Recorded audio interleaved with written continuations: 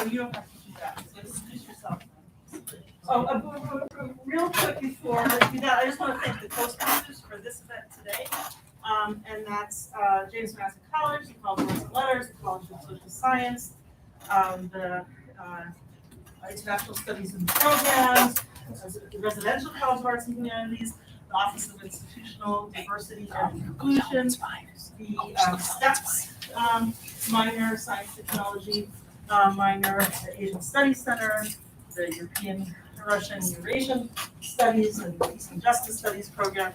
So we have wide support across the entire, across the university for kind of having the panelists here today, and let Professor Alon tell them. And he's been amazing. It's about his 7th time teaching in James Madison College. He was the chair of the public policy department at the university. He was still there. He helped set up the Digital Environmental Defense Fund, co-chair of the Green Party, was in the Knesset himself, and has written.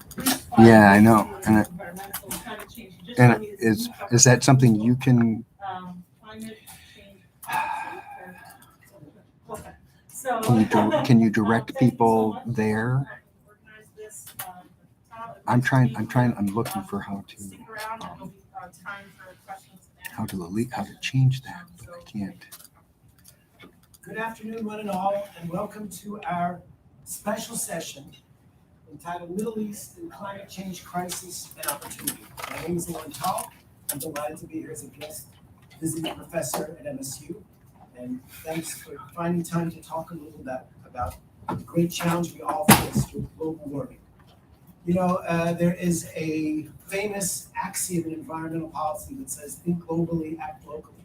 But sometimes it's not enough to act locally, you have to act regionally.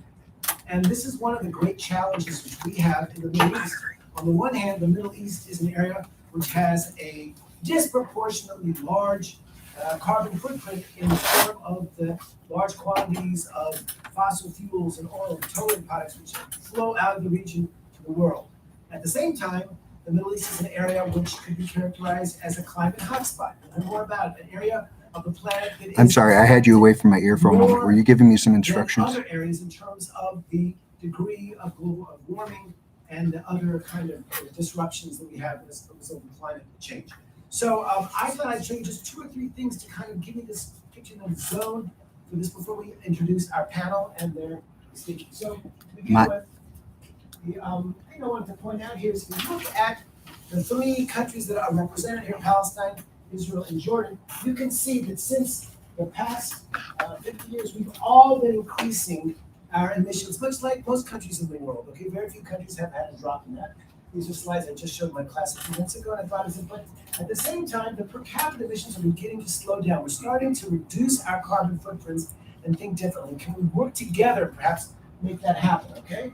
And it also seems to me, when you look at where the emissions are coming from, just to compare Israel and Jordan, 2 economies, it looks like most of the emissions are coming from the electricity sector, and after that, the transportation sector, and not surprisingly, Jordan looks very, very similar. In other words, the challenges, as different as these countries are, there are certain things which we share together. And that's why it makes sense for us to convene really a dream team of climate experts who are going to talk to us about each one from their own personal and national perspective, and also people who have very broad regional perspectives, global perspectives on this global challenge. So I'm going to introduce them individually. They'll come up and take their seats, and then they will speak for about 10 minutes each. And then we're going to throw it open to questions, and we'll see if there's any spontaneous response from the crowd. Dr. Tareq Abu Hamid is the director of the Arava Institute for Environmental You're hearing Studies. everything fine. Dr. Abu Hamid was previously the acting director and the co-director for that of the chief scientist for the Ministry of Science in Israel, which was an unusual position for a Palestinian, but his expertise in the area of physics, his degree in chemical engineering, I believe from Ankara University, and is considered one of the leading experts in solar renewable energy in the region. And we're so delighted that he could come and spend some time and share from his perspective. And again, a shout out tomorrow if you want an extraordinary study abroad experience, you really should consider at least one semester at the Arava Institute for Environmental Studies, a unique regional center which will bring you to a lot of these issues in much greater depth. Yeah, in my headphones Dr. here, Shira Efron it's really clean. is here from Israel.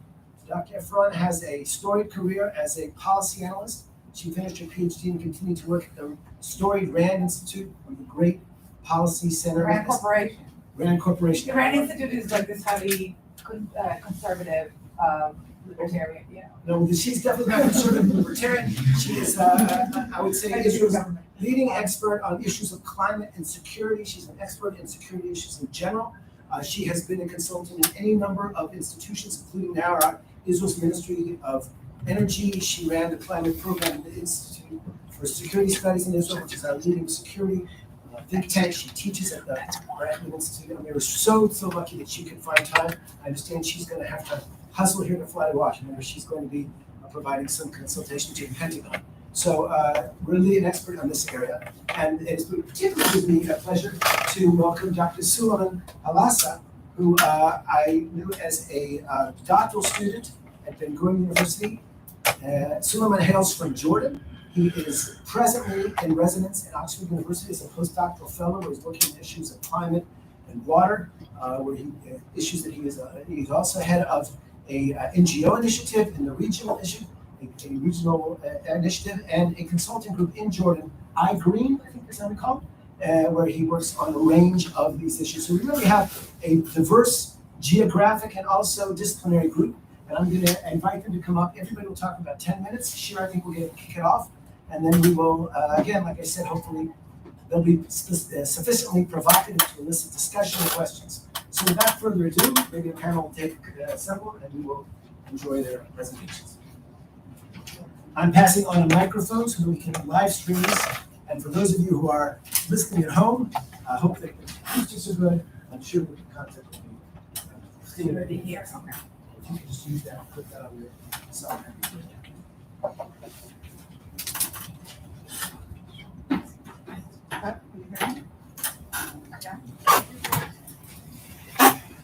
Hi. So as Alon said, I'm Stand up so people can back.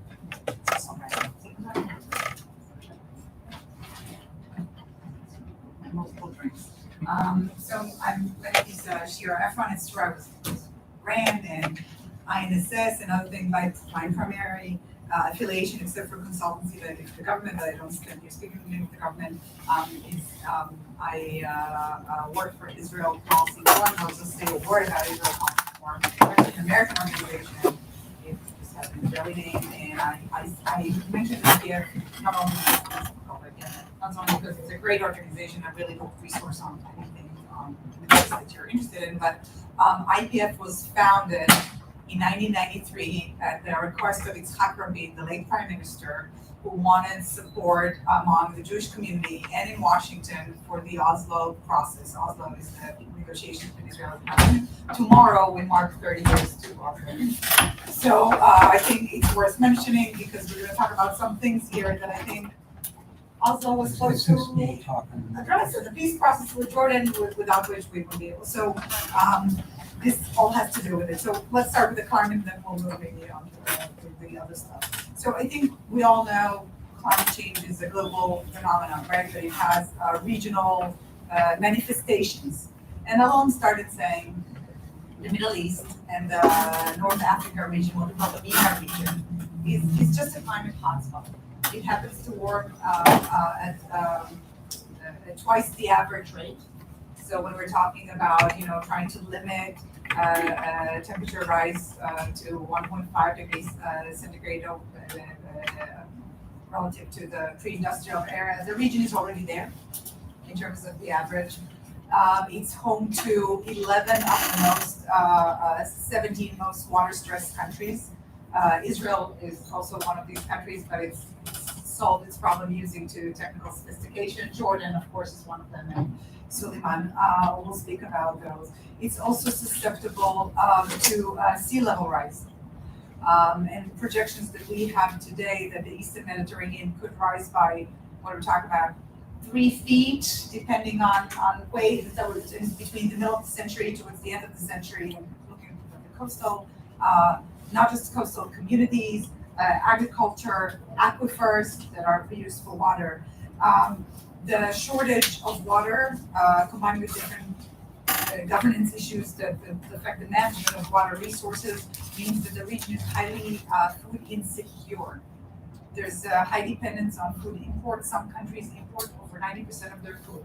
Those happen to be the countries that can afford it, but also countries that can't afford it.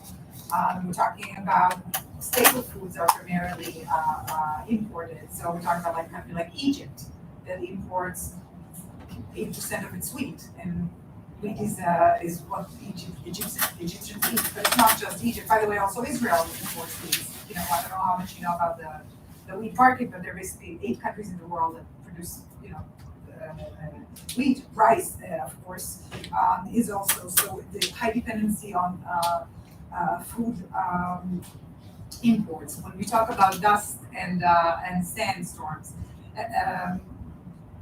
due to desertification trends that are occurring across the region, but primarily in the Libyan desert and in the Iraq area, we're talking about increasing frequency of dust storms. The projections are, on average, there are 240 to 270 what we call dust days in Iraq per year, and the projections are for 300 dust days in Iraq by 2050. So it doesn't leave any days in the year without dust. Now, what happens in Iraq doesn't stay in Iraq, obviously, right? So maybe it doesn't get to Israel, but it gets to Iran and Turkey and Syria and Jordan, and that affects your livelihood. It affects people's health, and it also affects, I'll get to this in a second, also affects national security. Because guess what? It turns out that I think it was 2016,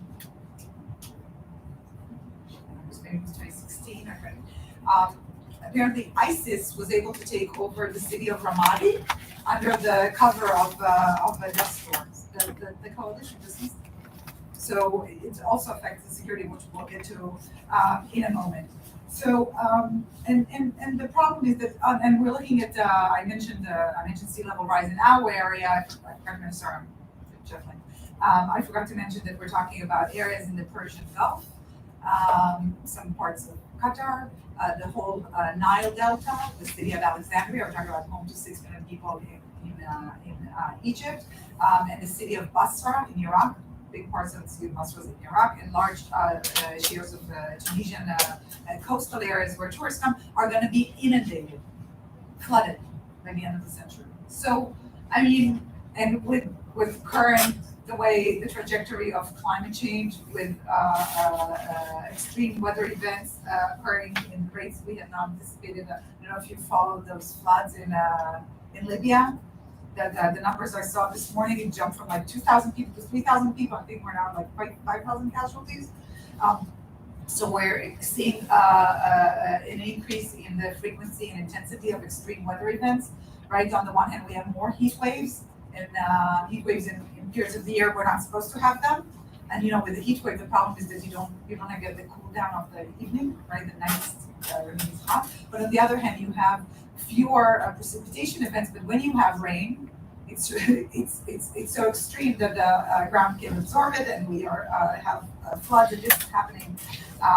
And of course, it affects differently the countries that have and the countries that have not. Right, so if you look at Israel, there was a flood in Israel, although there were terrible instances also in Israel where people were stranded in floods in Tel Aviv, a new building. But it's a regular occurrence in the Gaza Strip. Every winter there's a flood, and people lose their homes, and sometimes their livelihood, they have nowhere to be, which is, it's just a matter of having an early warning system, right? At least, to get out. But given what we're saying with climate change, the trends of climate change, where it's going, and things are happening so much faster than we had expected, right? If you look at the IPCC reports and what we saw that was going to be the situation 2040, we're seeing things happening in the moment. How we say in Hebrew, it sounds better, but like nothing good threatens the region, which is a real problem, because if you look at it's both the climate change, but climate change is not just a problem in itself, it's also what we call a threat multiplier. It will make every problem worse. And this brings the national security aspect of it. It exacerbates the tensions. It widens gaps between socioeconomic and ethnic It of course affects food security, water security, livelihood. There's academic literature that shows that climate change and especially desertification trends are associated with creating conditions conducive to the emergence of terrorist organizations. We see it in the Sahel region in Africa. And when you talk about the Middle East, right, it's a climate hotspot, but it's like also a hotspot in other aspects, right? We have all these gaps and all these factors and conflict and terrorism as is. So the confluence of those two things create a very dangerous situation. Now, I think this is sort of the negative part. The positive on that is that first, like Alon said at the onset, Dr. South said that at the onset, it needs to create there's an incentive for cooperation because really it's a cliche, but the environment does not know any borders, right? If there's a crisis in Gaza, it's going to affect Israel. We saw it with some meningitis and polio and other things that, the sewage being dumped into the Mediterranean Sea in Gaza today. It affects a desalination plant in Israel. It shuts it down because it's middle water. You can't desalinate water if the water is too polluted. So this creates an incentive. But also this, what you call the transboundary national security effect, right? If we will have climate migrants coming, Israel can be, as much as it wants to be what they call a villa in the jungle and have water security and air conditions and be adaptable to those climate conditions. When your neighbors are so vulnerable, it creates an incentive to develop this resilience with them. So meaning even if you are fine, you will suffer from the climate, what we call climate kickback of others. The most famous examples in this regard, I think it's the Syrian civil war. It started for many reasons. Syria had lots of problems. I know there's some students from Syria before.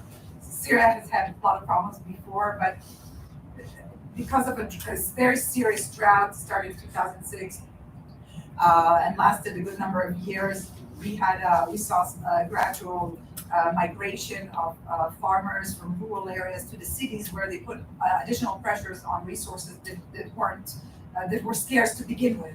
And combining this with the political situation in Syria, it's one of the triggers for the Syrian civil war until today. So I think there's a great understanding. Yeah, there's a great understanding that all these problems are there. In terms of the positive in this, it's I don't know how much you're following this, but the previous UN climate conference was in Sharm el-Sheikh in Egypt, and the next one starts late November, early December is in Dubai, the United Arab Emirates, and so it puts a focus on the region. And there's a trend in the region now, putting Israel aside, but there's a trend of de-escalation. Iran, Saudi, could be a peace agreement between Israel and Saudi, so Iran is one. But this creates an impetus for cooperation, and somehow the environmental issues, the climate issues, seems a bit softer than others. So it's easier to cooperate. And Tareq and Suleiman do a lot of this. We all work on these issues with other, and it's easier to say we're not going to talk to you about any other issue, but this is our life. This is our life. This is basic needs, right? It's water, it's energy, it's food, so we can cooperate. So maybe we can get this to some Q&A because I don't have time, but I think there are already some partnerships in the region, some represented here, but there are others, and we can definitely, I think, with the help of smart young people and support from the international community, we can elevate and create much more partnerships around food security, about early warning systems, on R&D, on water. Thank you so much, Shira.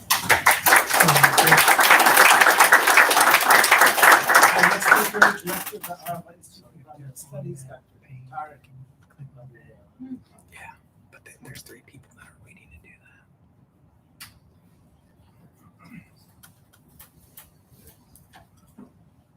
I don't think they're gonna make it. There. Okay. Good afternoon, everyone. I I would like to start actually thanking the host for giving this in us this great opportunity to talk to all the class and to you. And we see you, the young generation, as the hope. And I always say in my class that we ruined the region, we ruined the environment, and we're asking you to fix it, which is unfair. The Rabat Institute is an academic and research institution that tries to develop regional cooperation to solve regional environmental challenges, to advance cross-border environmental cooperation in the face of the political conflict. We cannot use the political conflict as an excuse for not dealing with the environmental challenges that we have. And we call this at the Rabat Institute the science and environment diplomacy. To use science, to use environment, to use climate as a diplomacy tool to connect between people. It's not only a global challenge, it's also a regional challenge, and we face it on a daily basis in the Middle East. When we talk about Palestine, Israel, we talk about that like Michigan. I live in Jerusalem, and they see downtown from my home. My office is probably stand half a mile from the Jordanian border. The Rabat Institute is located in the southern tip of Israel, in Kibbutz Torah, which is 30 miles from Aqaba, Jordan, the Red Sea, 32 miles from Egypt, 35 miles from Saudi Arabia. It's not only the geographical location, or the geography is small, but most of the natural resources in that part of the world are shared natural resources between Israel, Palestine, and Jordan. The freshwater resources are shared between the three countries. 60% of the freshwater in that region has a transboundary form that is shared in Israel, Palestine, and Jordan. The aquifer in the whole Middle East, Turkey, Iraq, Turkey, Syria, Lebanon, Syria, Israel, Jordan, Israel, Palestine, Gaza, and Israel. The coastal aquifer in the Mediterranean is between Israel and Gaza. The mountain aquifer, West Bank and Israel.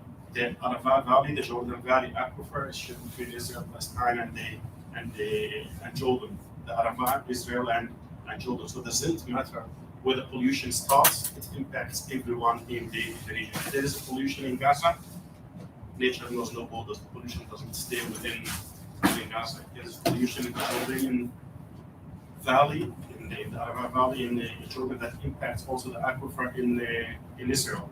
And to deal with these environmental challenges, you have to build a coalition, you have to build partnerships with your neighbors. Even if you solve that environmental challenge in your country, you will not solve the whole problem, because the source of the pollution may come from the Palestinian side, the Israeli side, the Jordanian side. So you have to build these partnerships with your neighbors to solve these challenges. And in order to build these partnerships, you have to bring in one classroom students like you from Palestine, Israel, Jordan, to give them the tools through academic programs and to make them the future environmental leaders to solve the region's environmental challenges.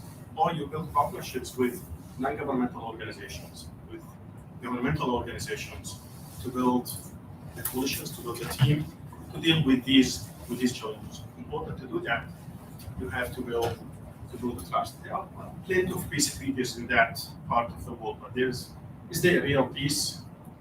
Yeah. In order to have that peace, you have to build the trust. You talk about water scarcity, you talk about natural resources scarcity. We don't lack natural resources. We don't lack the technology to disseminate water to produce our food. What we lack at that part of the world is trust. Trust is the most scarce resource at that part of the world. And through environmental diplomacy, through science diplomacy, through academic programs, we build these partnerships. We build this trust. We give the people the opportunity to see the human in the other, to see each other as scientists, as environmentalists, as humans who care about the future of that part of the world. Shira mentioned the importance of the climate security relationship. This is really important for the region that we live in. we have as academic and research institutions also to work with the communities, to have people on the ground feel the fruits and the benefits of the regional cooperation, to give them the right tools to cope with the climate change, to mitigate, and also to adapt to climate change. Why is that important? When I develop a technology at the Alon Institute and send it to the farmers in the region to desalinate water or to use the recycled water, I give them the opportunity, I give them the tool to continue doing the agricultural work that they do. What does that mean? That means that they stay in the land, they stay in their cities, they stay in their regions, and they don't migrate. They don't migrate into other cities within Palestine or within Israel, or they do not go to Europe and increase the instability in the region. So climate is not only an environmental issue, but also first degree security challenge for the region. Is that happening 100% in the region? No. So the example of Syria. For 2 weeks, I just checked the population growth in the West Bank and Gaza, and I saw that in agricultural areas where people rely on agriculture, the population growth is flat, like zero. That means people migrate, people leave the land and go to other parts of the region, which creates also challenge. And when you help farmers with the right technologies, not only you help them stay in the region, you help them also adapt to climate change, to have better technologies to adapt. I mentioned environmental challenges and environmental problems, but again, this is really a great opportunity, and Suleiman will touch upon that. It's a great tool for cooperation. When we plan the natural resources of that region today and for the future, and this is a way to build trust and more cooperations. I'll give you some examples on projects that we conduct in the region. It includes the Negev in Israel, the communities also in Gaza, West Bank, some parts of Jordan, even in Morocco. We are an academic and research institution. We do research, basic research, applied research and development. We are an academic institution with an agenda. We want to advance cross-border cooperation to build trust. It's very important to us to work with people on the ground, with farmers, with women associations, with engineer association. But we want them to feel the benefits of the cooperation that we do. So we work with farmers to develop technologies on off-grid desalination, to desalinate water. And that's part of the world. In the Middle East, most of the aquifer that we have is saline aquifer. And because of the climate, because of the increase in the sea level, there's intrusion of seawater into the aquifer, and that increases the salinity. So in order to give the farmers the high quality water that they need to continue the agricultural activity, you have to give them to desalinate water. So we develop these off-grid desalination technologies, off-grid wastewater technologies. Most of the villages, towns in the Middle East, they are not connected to the sewage network. Houses, they have septic tanks. They store the sewage there. It's not very well insulated tanks. The sewage infiltrates into the aquifer. We use the aquifer, which is shared also between Israel, Jordan, and Palestine. So we developed the technology off-grid wastewater treatment to treat the wastewater, and the recycled water, the treated wastewater, is used by farmers for agricultural activities. Shira talked about the challenges in Gaza. We also work in Gaza as an Israeli organization. We implement projects in Gaza Strip on fresh water generation. We managed to send people with 7 atmospheric water generators that generate drinking water for people, large scale fresh water generators. We're talking about 5,000, 6,000 liters a day. All of these systems are installed in hospitals and university campuses, off-grid wastewater treatment plants to deal or to help people to have a better life, to find solutions for these transboundary environmental challenges. Pollution doesn't stay within Gaza. It impacts the whole region, and we see the benefits of trust. We see the benefits of cooperation. When I mention the word Gaza as an Israeli organization, probably looks to you like weird thing, we managed to work in Gaza, even during the toughest time of during the war. We managed to have an open communication channel with Gazans. During the last war, when we sent these fresh water generators into Gaza, we had a lot of daily phone calls from partners. Please tell us what happened to these systems. Are they safe? Are they bombarded? Still functioning? And they said, look, we cannot reach these systems. It's a war, roads are blocked, it's unsafe to reach them.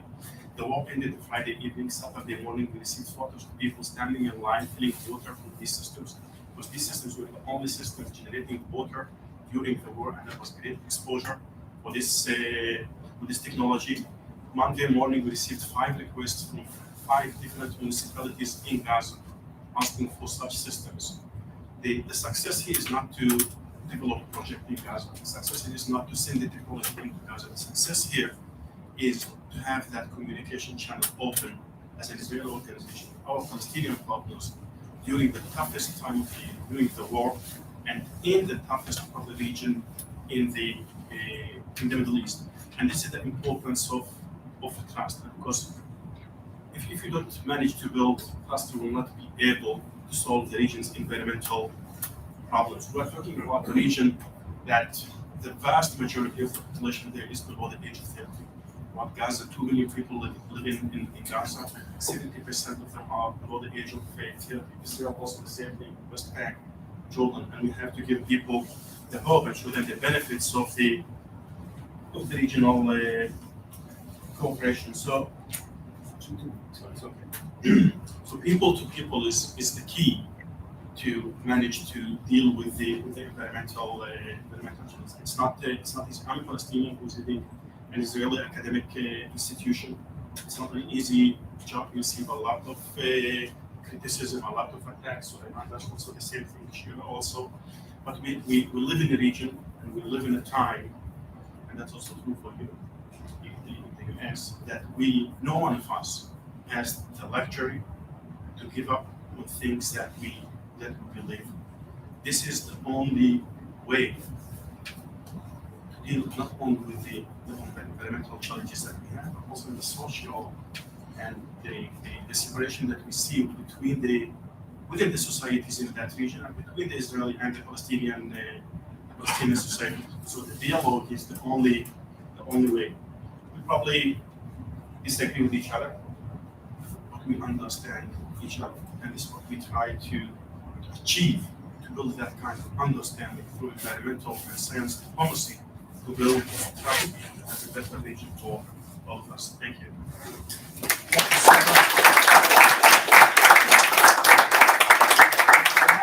This first round, some of them, Halasah from Oxford.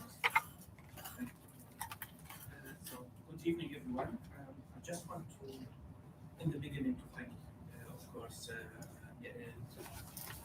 Alon for this opportunity here, but also to remind Alon that 15 years ago, I was a student at Policy, which was the first time for me actually to be exposed to that environmental studies that are before that was made a hobby, something that I enjoy doing. Thanks to Alon, the Arba Institute, and all the professors that I met during the studies I can go where I am right now. So it's always hard to be the last speaker, especially after Tareq and Shira, but I will try to focus, to give more perspective of what's happening in Jordan and the climate challenge over there. And I don't know how much you know about the region, but Jordan is in one of the papers published by one of the students at Oxford was called Hotel Middle East, meaning that all the refugees fluxes mainly focusing on Jordan, and Jordan has, compared to its population, the highest number of refugees. If you talk about the Syrians, Iraqis before that, Palestinians, even if we go back to the 1917 Armenians, so it was always a country that welcomed refugees there, which had to pay a price for that. An example is, if we look to the water availability in Jordan for the last 10 years, it's around 1,000 billion cubic meters, and stayed like that. When 10 years ago, the population of Jordan was around 6 million people.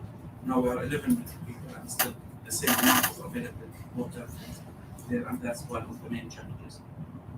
So I will talk about two stories in Jordan. One, the energy sector and what actually happened over there in the last 10, 15 years, or around 10 years since the Arab uprising that happened in the region, also known as the Arab Spring.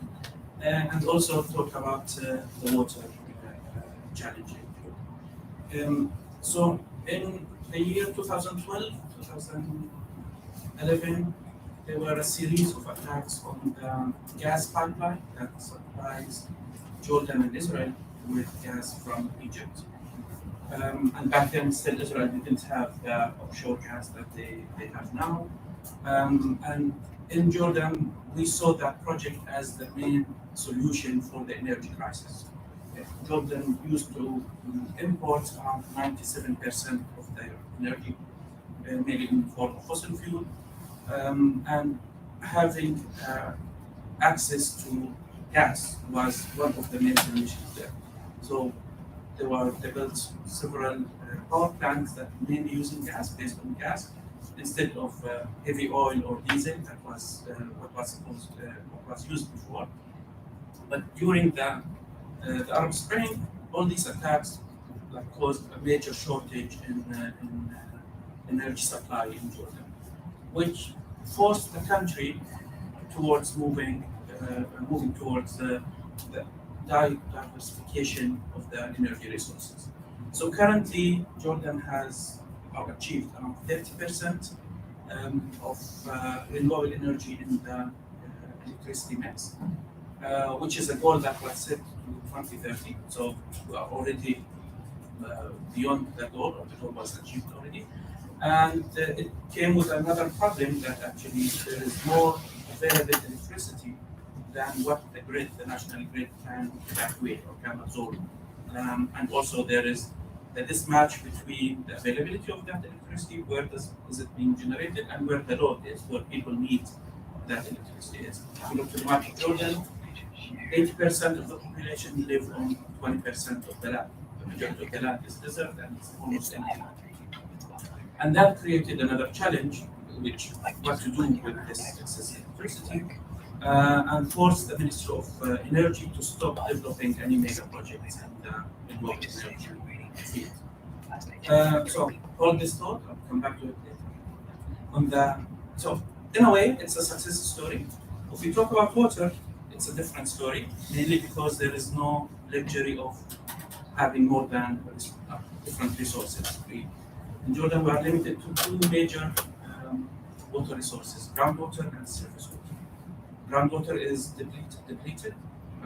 There's overpumping of wells all over the country, and surface water is mainly catching the rainfall whenever it happens. And unlike here in the US, we only get rain in the winter. And it was one of the biggest surprises when I traveled and saw that people actually see rain outside winter. It's not only in winter, but that's not the case in Jordan. And because of the desert, of the nature there, then whenever there is a rain occasion, it's quick and lots of water. So Jordan built a series of dams in order to catch that water, which requires lots of maintenance. It comes with its own problems, but that's the only solution for now. So if we look to the breakdown of the water budget, which is around 1,000 million cubic meter, 50% of that is groundwater, a little bit more than 50%, and around 50% is surface water. And a couple of months ago, around 2 months ago, the government, the Ministry of Water, issued water strategy for 2040. And in that one, they tried to use the same model of that the Ministry of Energy used, which is diversification, and include more resources. But if we look around, there's a very limited number of options that can be used. One of them is to increase the treated wastewater and the use of treated wastewater in agriculture. Another is using desalination, but Jordan has only one port, or about 17 kilometers, which is the 10 miles of shoreline, and it is very far away from where the population is. So the cost of produced water will be very high. And the other solution is to rely on neighboring countries, as already Shira said. Israel is very advanced in producing water, and if you look to the numbers, there's actually some excess water in the water budget. So if you look to what is the plan for until 2040, Jordan is aiming to increase the water imports to something around 400 million meters per year. That's really comfortable. But there's one major problem with that. Currently, and we don't know how the future holds, is the political situation. No country would like to have their water resource controlled by any other country. In normal cases. So if you add to that the political situation, then it's a big no, it shouldn't happen. But if we go back to the idea that we mentioned about energy and how Jordan has excess renewable energy available, and thinking of the national determined commitments from that Jordan and Israel and Palestine are approved or signed into for reducing carbon emissions and greenhouse emissions, and Israel will have a major challenge in addressing or meeting these commitments. Then there is a good chance of actually creating some kind of interdependency between the two countries. So Jordan will be able to supply renewable energy to Israel in order to Israel to meet their NDC, and Jordan can buy in return water from Israel. It's a very interesting model that can be used. There's so many different layers there. If we talk about politics, if we talk about technical challenges, if we talk about public acceptance of that. But at least there is a very good potential in moving ahead with this option. And hopefully in the next one there will be a signing of the agreement between Jordan, Israel, and the United Arab Emirates in order to put that down. So how much time do I have? 2 minutes. Okay, 2 minutes. So part of the work that I've been doing is the Institute for Science, Innovation and Society at the University of Oxford is mainly looking into these different options and how it can be done. And there are several observations that I had in this interaction. One, the major thing is the role of academia in diplomacy, especially if we talk about an international university that has a very strong good reputation of unbiased that can actually help in fostering agreements in the region. And another interesting observation is the different languages between the different practitioners in the region. So one advantage people coming from security background have over practitioners in water and energy, that they speak the same language. They speak security, and that's already, something very common between all of them. But if we talk about water and energy, and if we look into the region, most practitioners in Jordan or officials in Jordan come from engineering background who developed and built their expertise in the field, graduated at the age of 22, maybe, then went back to the field and worked there for around 20-25 years and accumulated this experience in the field in order to manage the water system. While in Israel, it's a little bit different. Most of the professionals there they have a mixed academic and professional background. So there is more weight for data collection, for forecasting based on trends and all that. Why? So that's a major difference that I noticed between the two sides. And when someone in Jordan says a statement about water needs or water shortage, it's very different than how the Israeli side understands it and sees it, and vice versa as well. So hopefully, with more initiatives in science diplomacy, environmental diplomacy, this language barrier will be overcome, and we'll get to a better answers. Thank you.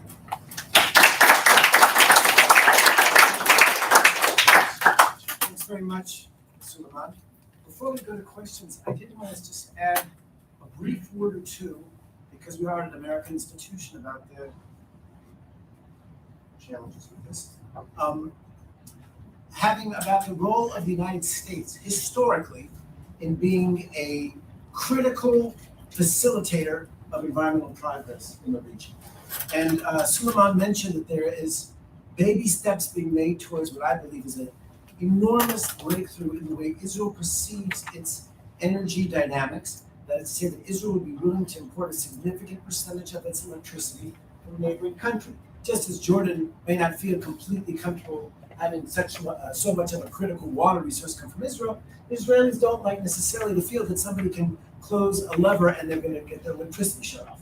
That trust, which indeed Tareq was talking about, has been progressing slowly but surely in agreement, which started in a signature of an idea. Actually, it started as an idea by an NGO, and then the government signed sort of a letter about it. There was an MOU signed at Shira, and now hopefully we'll move this become operational in Dubai.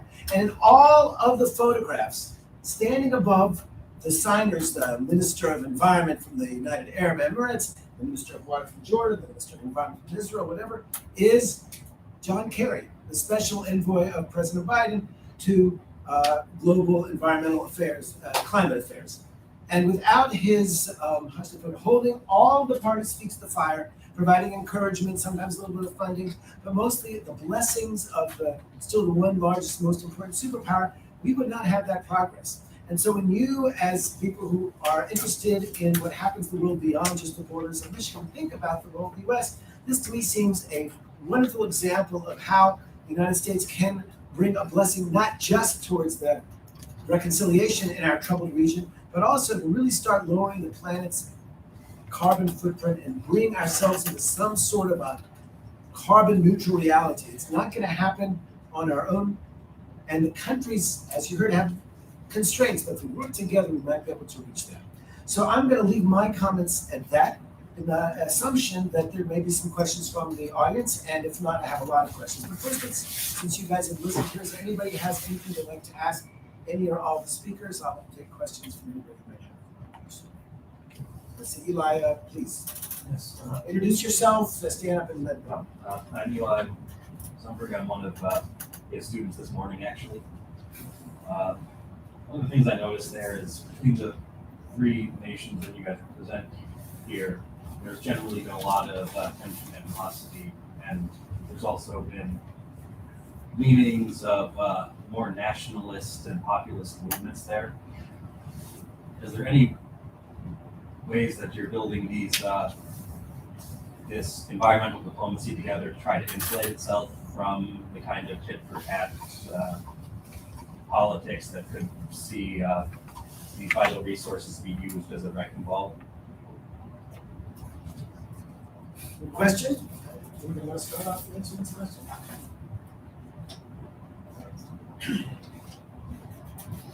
One of the nice things that happens in that part of the world that everyone believes and feels climate change.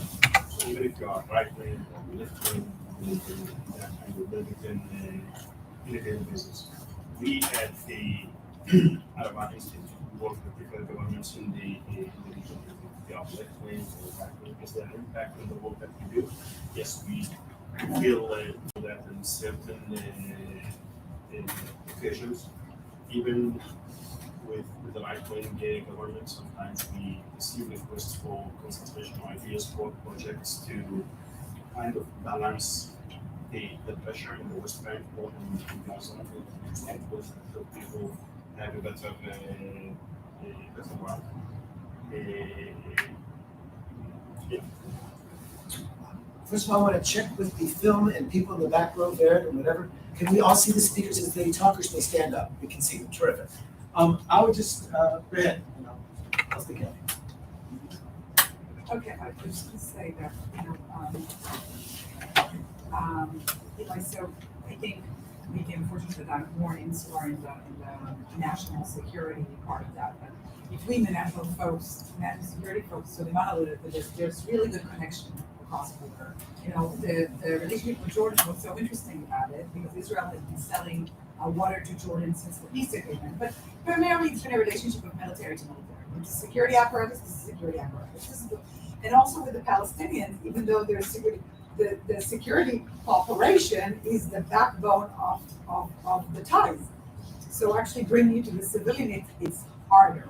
So in a sense, among the national security folks, you don't have this issue, this understanding of the Gordian knot between Jordan having water and the Palestinians having water and Gaza having a sewage treatment plant and electricity and food and basic needs that every person in the world should get, right? And that it could undermine Israel's national security. And I'll say that as an Israeli, and I don't know if Alon would agree with me, that even among, you know, the more populist trends and what we're seeing, you know, and more religiousness and trends that you see in Israel, there is this yearning in Israel to become part of the region. So I think that there is appetite for that. You see this agreement with Jordan. Yeah, there's some questions about who do we want to be dependent on, but this idea of like we will be part of the region and everyone. I think this is and because this is a softer issue in a sense, as long as it doesn't hurt us, it doesn't take our water, it doesn't take our, you know, that's the question. I feel that in Israel, except for the fringe, there is interest in this sort of knowledge. I think the only smart thing I can say now is an example about when a few years ago, so as part of the peace treaty between Jordan and Israel, Jordan, one of the main things that Jordan achieved is getting its share in the Jordan amount of water, which is around 50 million meters. In the last couple of years, Jordan and the peace treaty allows or gives the opportunity for further negotiations. If there is more amount of water needed, then they can negotiate and approve that, and like as a commodity that Jordan will buy its water if needed. And so Jordan submitted that request, and back then the tension was very high between the Israeli government and the Jordanian government, and the Prime Minister kept that request on hold for a couple of months. And what we know is that the security people were the ones who gave the recommendation that it should be approved, it should move ahead. And this is another example of how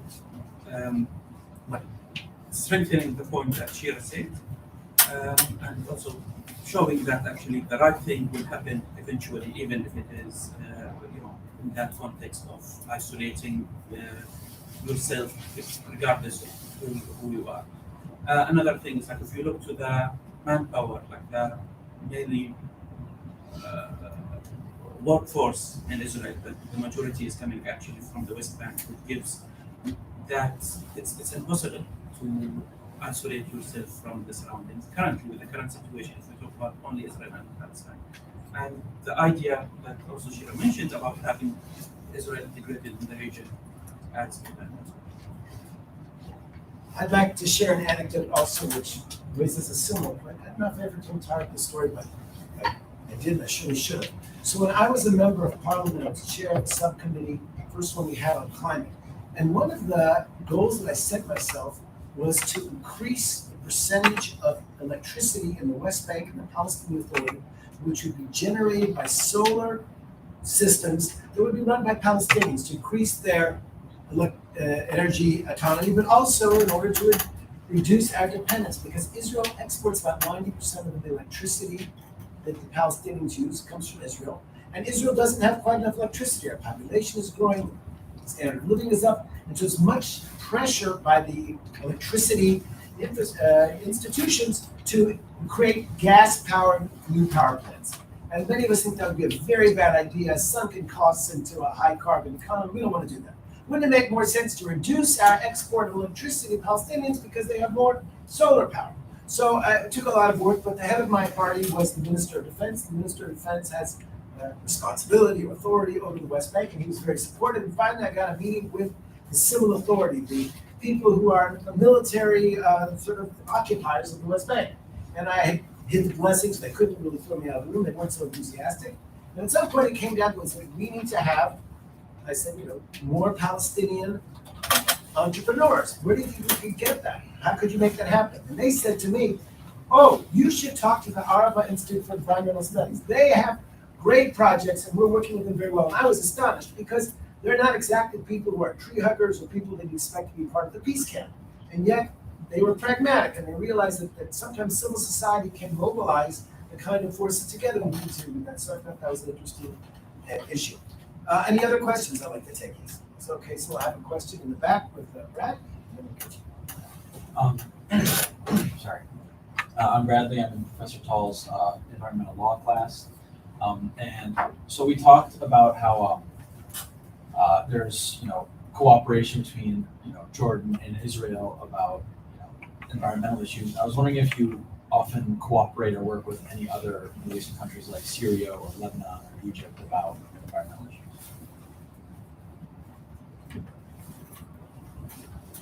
Syria and Lebanon,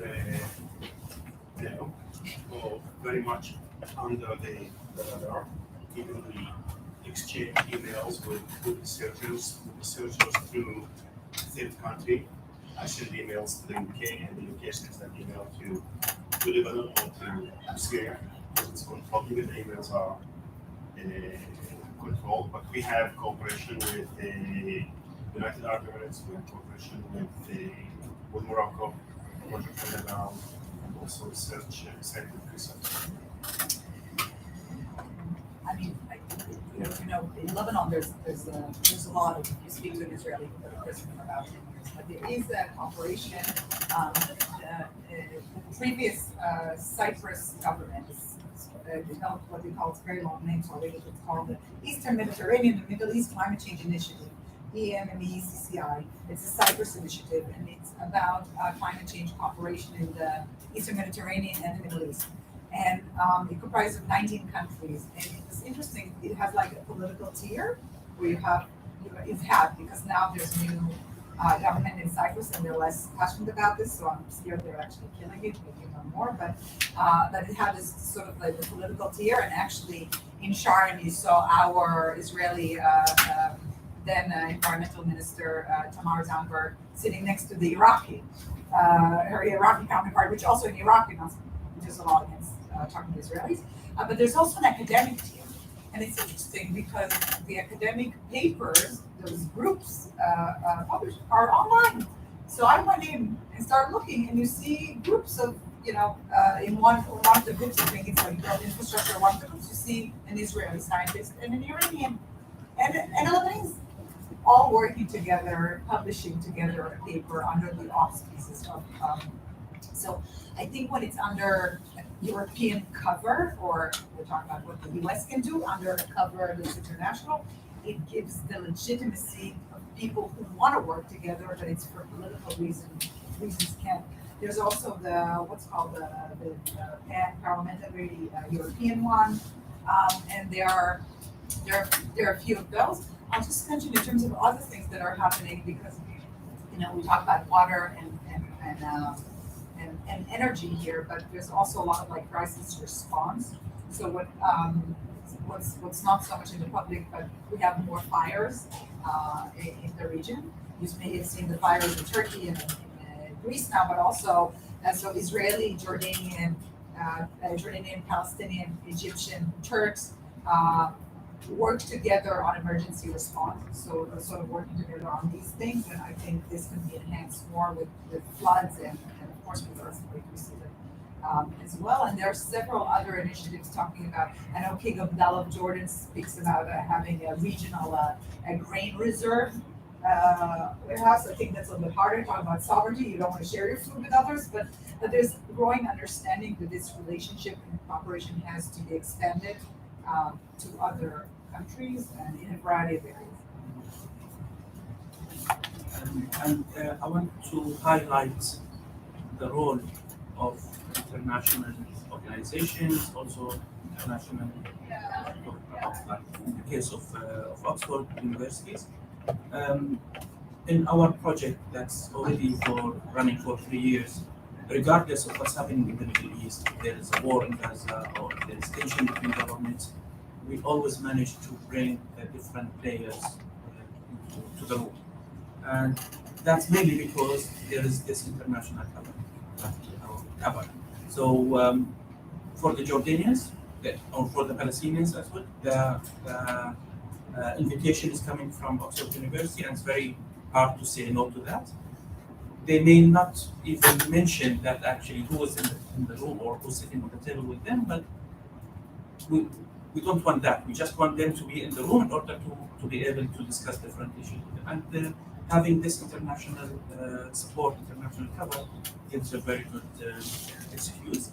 And also I want to mention that there are several initiatives here in the US that are actually helping in pushing that forward and enabling different things. Like one of them is the Middle East Regional Cooperation Scientific platform that enables all these different scientific or scientists to meet and to conduct research together from the Middle East, regardless of which country they are from.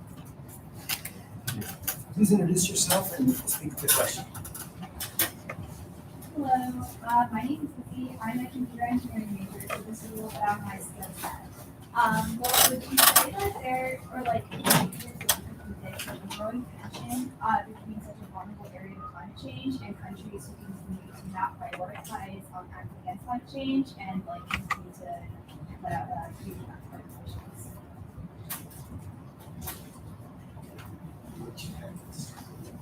I think it's already happening.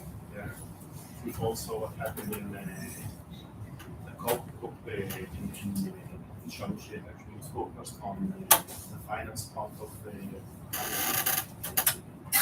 countries who mainly suffer from the climate change. These countries that do not contribute significantly to the countries. You see these countries blames for the world war on that. What's happened to consider this and all that many scope and divided with significant steps toward financing these countries to help them with climate change. This loss and damage, what it's called, and financing, and I agree with Tareq, it's people take it more seriously. It creates a tension. We're also in a paradoxical situation, right? If you look at China, for instance, right? China is a country that suffers, it's very vulnerable, China itself, to climate change, but in terms of its sets of priorities, they want to address the environmental issue, but the first thing is continued development.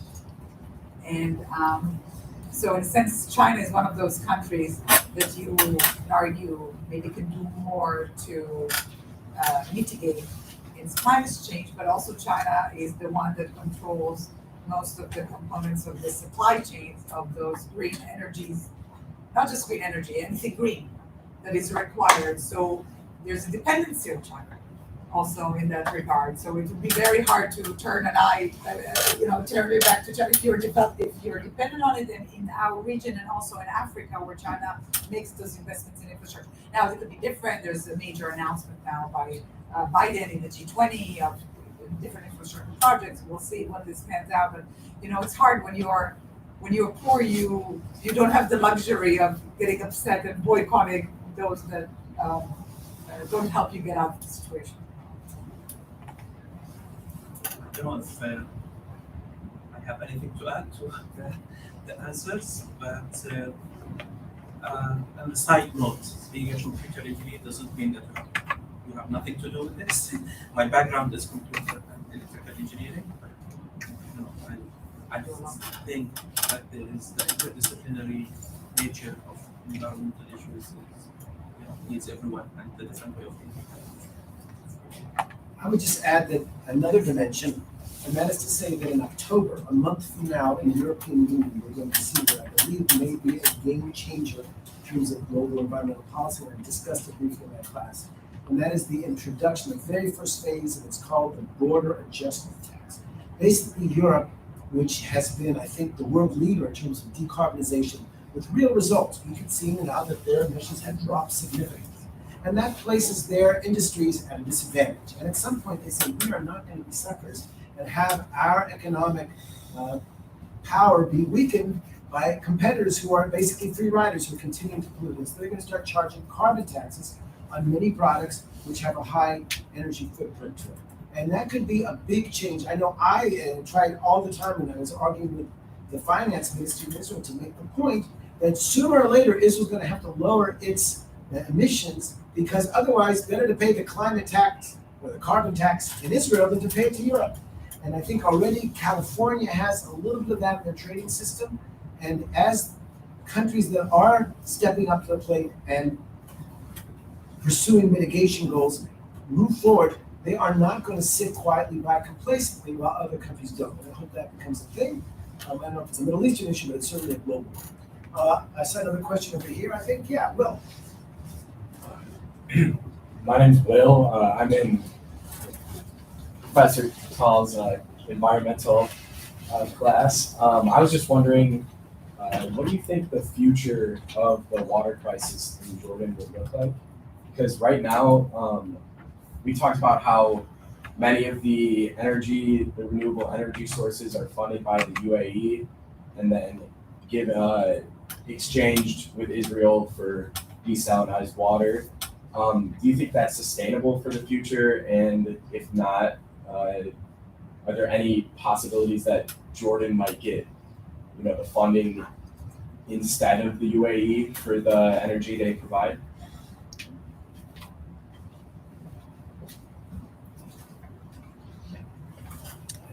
So that funding is mainly for this specific project, which will provide electricity to Israel in return for water for Jordan. But the government plan for the next 25, 30 years is to make more options available. So in the past, there were some discussions about the Red conduit or the Red Sea desalination project, which is mainly desalinating water in Aqaba, south of Jordan. The water will be shared between Jordan, Israel, and Palestine, and it will help in sustaining the water level in the Red Sea. But that project is not. It seems that it's not on the table anymore. It's not an option anymore. But still, regardless, Jordan decided to move ahead with its own national container. So there's a plan to have a desalination plant in Aqaba, mainly 100% of Jordan, and the full capacity of the project, whenever it's implemented and operating, will be around 300 million liters, and that's bridging the deficit that currently exists. The current deficit, if we want to talk about real demand and what's available, is around 500 million liters. So together, if we look into that, then that means having more than one option in order to satisfy the demand. A major challenge in Jordan is the non-revenue water, or the water that's actually not being paid for, and that has two components. One is theft; people are tapping into the water source and not paying their bill, or the leakage that's happening in the distribution system, which is mainly because of the scheduled pumping of water. So there is always damage happening to the pipes because of building up pressure whenever they start pumping the water to that specific location. So just to give the background information, in Jordan, each neighborhood, almost in every city, will get its water allocation at a specific time in the week, a few hours, and that's it. People store water for the rest of the week. So in order to overcome this technical issue of leakage, the Ministry of Water is planning to have continuous pumping by 2040, if I remember correctly, which adds another challenge of securing the water resources in order to be able to do that. Yes, please. I'm Aiden. I was wondering if you could talk about the role this kind of environmental work has played in building internal cooperation between groups of the population. You have to speak louder. Oh, I'm sorry. That's just for the question. I was wondering if you could talk about this kind of environmental work, how it's built internal bridges between the government and populations that may have had historical mistrust of the government. I'm thinking in particular like the Bedouin population in Israel and Jordan, that have that historical trust and are usually separate from that mainstream education systems. And they're often the ones who kind of see the firsthand effects of the desertification of and kind of climate change. So I was wondering, in addition to the kind of external cooperation between countries, how it's facilitated internal cooperation between these countries, then how organizations like the Alon Institute work to kind of do outreach programs to kind of those more Bedouin-like communities that aren't in that mainstream education system.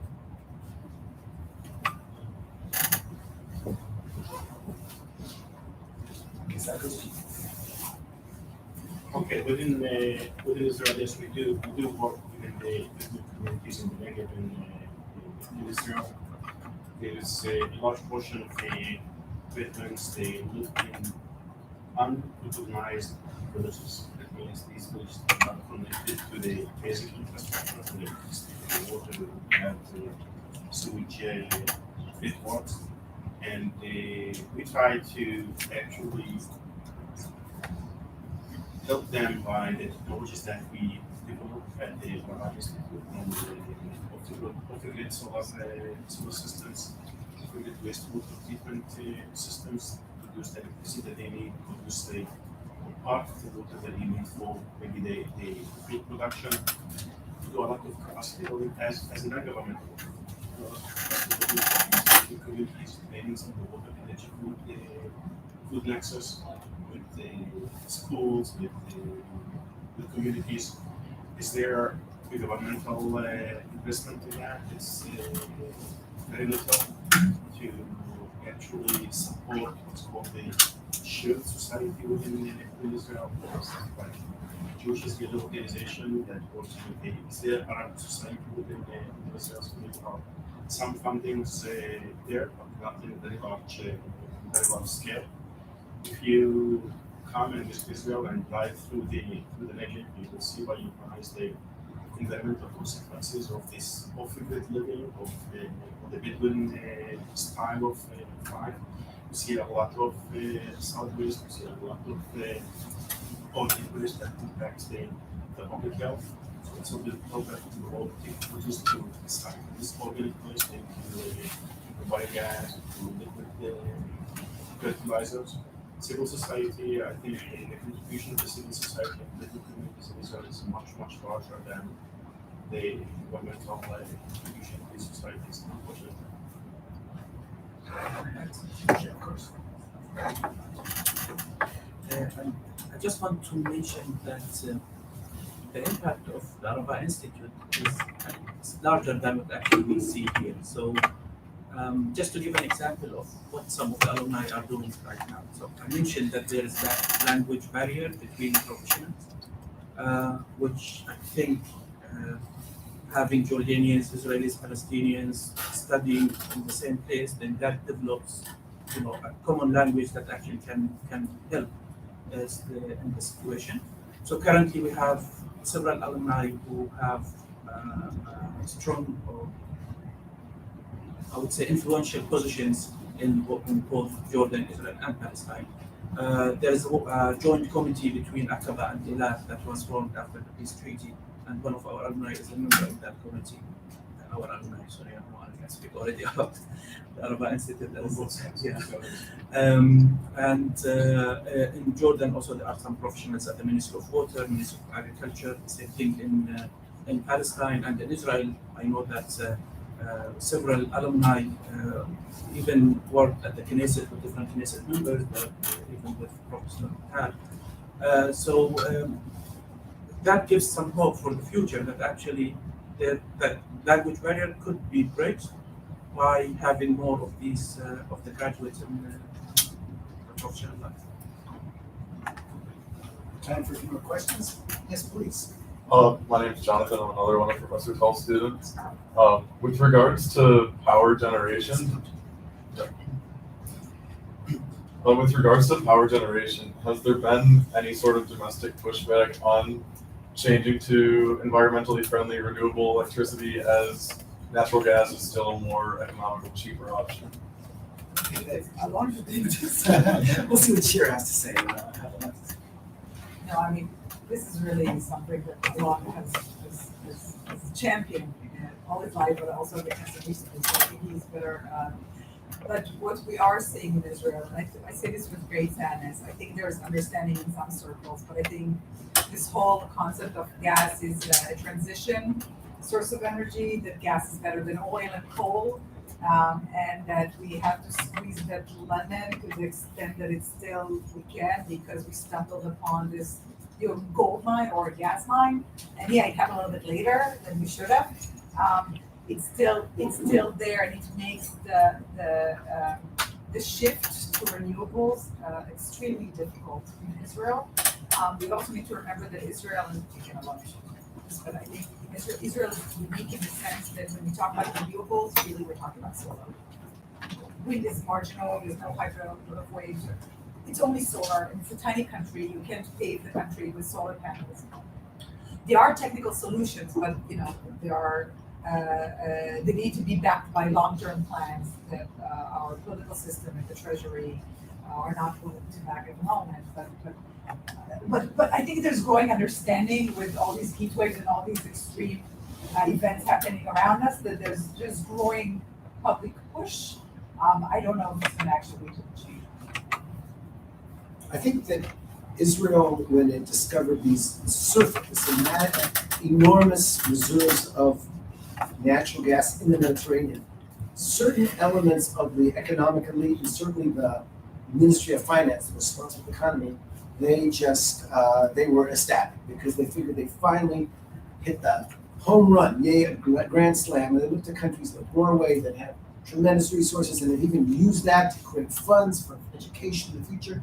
And that's what we're going to be like. And that was a position which was certainly legitimate in the 1990s, maybe even the early 2000s, before we realized, that methane has a far more potent role in warming the earth than we thought.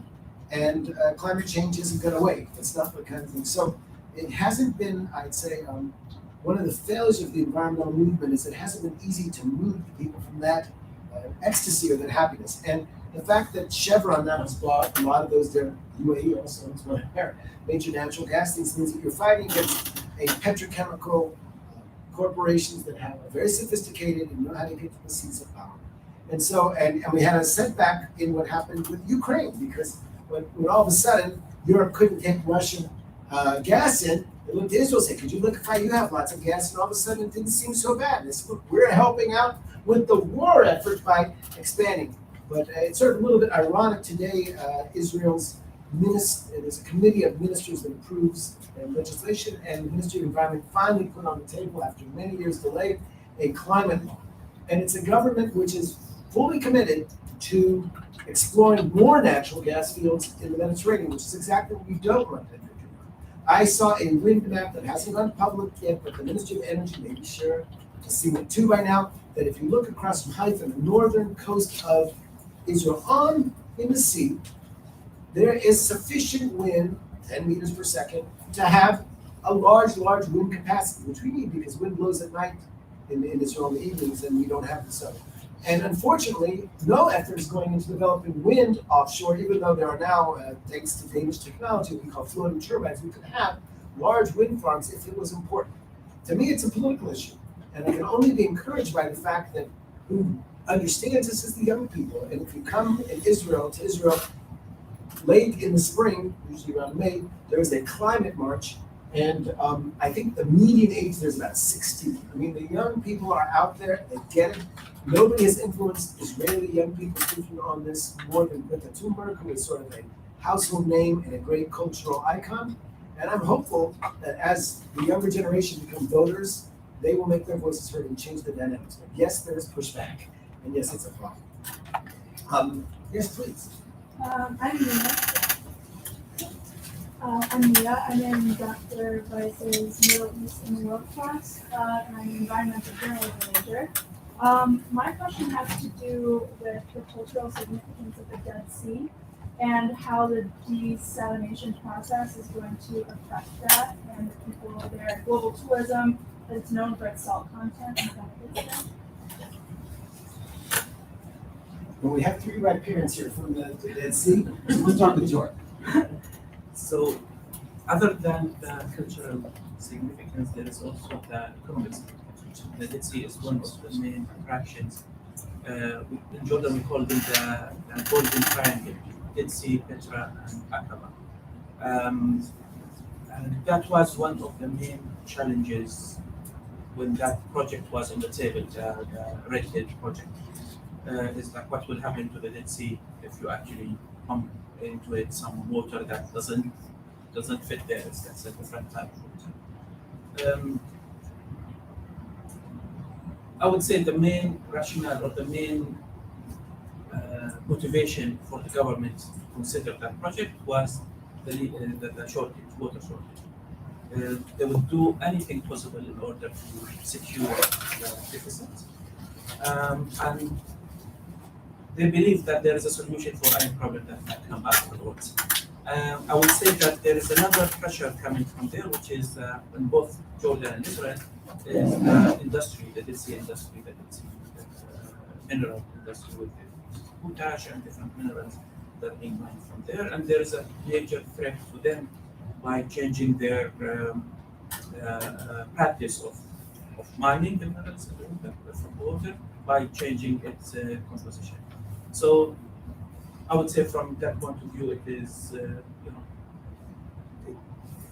it's not a priority as it is. I think more studies should be done on what is the value of the Dead Sea for the local communities, for the economy in Jordan, especially that the major component of the economy is tourism.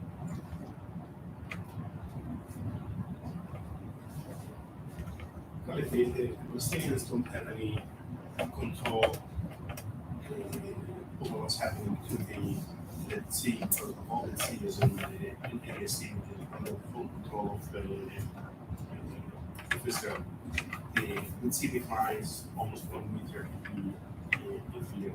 And I joined that awareness in 2008. I drive that road every week, and I didn't notice the difference. How the sea level is declining, how it's impacting the infrastructure, the development on the both sides in Jordan and in Israel. The touristic sites, they just collapse because of the sinkholes that happens in that tropical cold springs that feed the Dead Sea on the Palestinian side, the Israeli side, the Jordanian side, when they're built for other purposes for drinking. The Dead Sea works in Israel. The hotspot companies in Jordan also one of the major reasons that the Dead Sea is declining. It's hidden sea, but we have to keep it alive. And I think one of the ways to do that is to keep alive to the Jordan River. I'm not here to talk to you on the importance of the red, but the Dead Sea is dying every day because we created the problem in the north. We stopped the Jordan River, which is a kind of a stream that runs the wastewater of the fisheries in the Jordan Valley. And it's responsibility for the three countries. Unfortunately, it's not a major issue for the three governments, but it's really sad to see that beautiful place. I'll say something a little more bombastic, and that is in 2002 I attended the launch of the Red Dead Canal project at the Johannesburg UN Sustainability, and there was a lot of people out and a little bit of money, basically no money. And after the World Bank gave its report and the project grew and became billions of dollars, all of a sudden nobody was willing to write the check. Now there is a debate within the environmental community, and it is legitimate. Many environmentalists will point to the law of unintended consequences. If we build this, canal, or it's actually a pipeline, and bring the water there, it's going to change the chemical composition. It's going to be a whole new, and we shouldn't be doing that. We need to be much more humble in weighing natural resources, and that's a legitimate position. I just think it's naive and foolish. The Jordan River is about 1 billion cubic meters a year below what it was historically. It is never coming back. There's nobody's going to pay for the desalination for that. And if they did, Jordan legitimately could say, we're going to take that water for people who don't that one day a week get water in the neighborhoods. So the only way it's gonna happen is through this kind of a thing, and it's not gonna be natural, but you know what, if you go to the Dead Sea, it ain't natural nowadays, it's not some sort of beautiful wilderness area, and it's on our watch. So I have taken a somewhat unpopular position in the environmental movement, saying, on this issue, you have to be careful and show caution, but I don't think we can just do nothing and be that generation on whose watch we watch the Dead Sea die. Sorry for it. Outburst. Professor Aronoff. Thank you so much for being with us. I was wondering, in terms of the work that you do and other organizations that you know, do you see kind of a sort of linear progression and more work being done over, let's say, the last 16 years ago, despite, the continual spikes in conflict? Or do you see kind of a zigzagging and a deterioration in some ways, or a weakening of the kind of continual, relationships? You say how important trust is. So I'm just kind of curious whether there's kind of dips in the work that you do, but kind of a growth in the work overall over the 16 years, or weakening as there's kind of these moments of deterioration of distrust. And then also, I assume there's still a lot more being done in the West Bank than with Gaza, but I wanted you to speak a little to the comparison and whether there's growth in one and the deterioration in the other. Okay. Yeah, actually, we see the zigzag. It goes up and down. But unfortunately, like in the last few years, when you see what happening in Israel, within Israel itself, between the Jewish society and the Israeli Arab society, when you see what's happening, the extreme weather conditions in the region, this also brings people toward more climate actions, more dialogue, the importance of that not only, and that talk about also here. Number of people who believe in the importance of dialogue is increasing. This is within the world that we want also in the West Bank and also in Gaza, because of the lack of trust and hope and expectations for the Palestinian government. So we try to keep it in on this dialogue and peace. And again, I mentioned that we feel climate change from our people. People believe that governments should do different action.